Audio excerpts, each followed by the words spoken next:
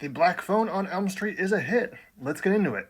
Black Phone 2 feels like a very different movie from the original, and I mean that in a complimentary way. It expands way more on the supernatural element because, spoiler alert for the first one in 2022, the grabber is dead. And yet, the grabber is still back, but in a Freddy Krueger sort of way, where he haunts the dreams of Finney's sister, Gwen. In the original film, we do get some kind of unexplored lore about her dreams and these kids' mother, who kind of had the same thing happening to her. And this movie just expands on all of that stuff in a great way. And I'm glad they're expanding on all of that stuff too, because I recently rewatched the first one, and since I first saw it back in 2022, I cooled on it quite a bit. Don't get me wrong, I still really liked it. There's a lot of good aspects to it, but I certainly don't think it was quite as good as I remember. And for now, at least, unless the same thing happens to this sequel in a couple of years, I think that The Black Phone 2 is much better in almost every way.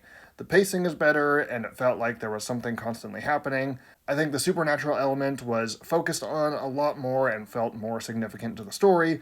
The grabber is significantly more creepy as a supernatural element that can haunt your dreams. Plus, the snowy setting is a huge bonus. And the third act of this movie rocks. I definitely won't spoil anything here, but it's really cool. And the movie as a whole is much darker, bloodier, and scarier too. I actually forgot that the first one hardly even really tries to be scary, which isn't a knock on it at all. It's just very much, about a kid who's kidnapped.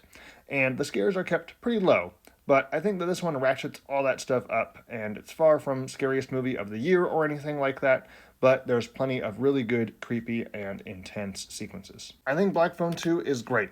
It's visually really interesting with the snowy setting and the dream sequences looking like a really cool kind of sinister style Super 8 film grain look. Definitely inspired by Nightmare on Elm Street, but it definitely doesn't feel like a knockoff either. Black Phone 2 gets a 4 out of 5 for me, and I would be happy if Grabber Krueger comes back for a third film.